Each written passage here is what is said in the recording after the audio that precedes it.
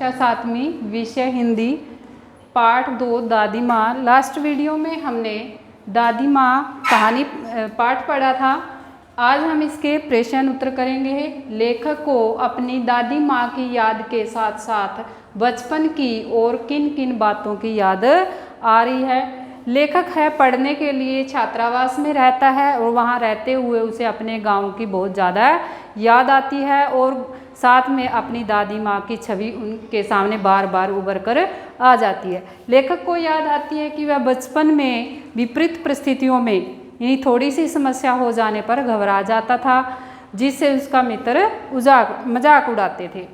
और साथ में दादी माँ की याद आती है कि लेखक को जब बुखार हो जाता है, दादी माँ कैसे बार बार छूकर उनका बुखार का अनुमान लगा लेती है या पता लगा लेती है और साथ में लेखक के पास साफ सफाई का पूरा ध्यान रखती है।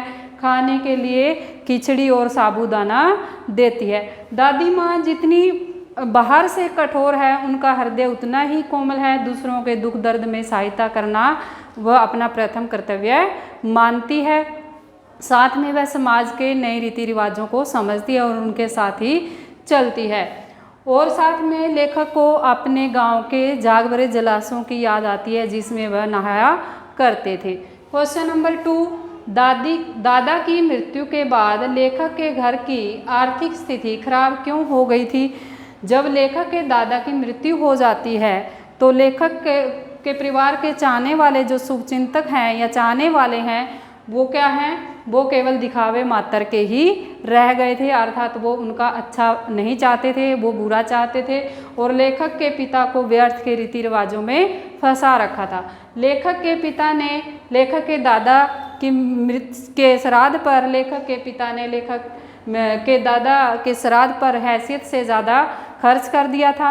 घर में पूंजी न होते हुए भी उन्होंने उधार लेकर दादाजी का श्राद्ध किया था, जिससे घर की स्थिति है जो बहुत ज़्यादा खराब हो गई थी। क्वेश्चन नंबर 3, दादी माँ के स्वभाव का कौन सा पक्ष आपको सबसे अच्छा लगता है और क्यों। दादी माँ का जो संपूर्ण जीवन है आदर्श से युक्त जीवन है। संपूर्ण जीवन दादी माँ दूसरों की सहायता करने में प्रथम रहती है और दूसरों की सहायता करने वाला पक्ष ही हमें बहुत ज़्यादा अच्छा लगता है।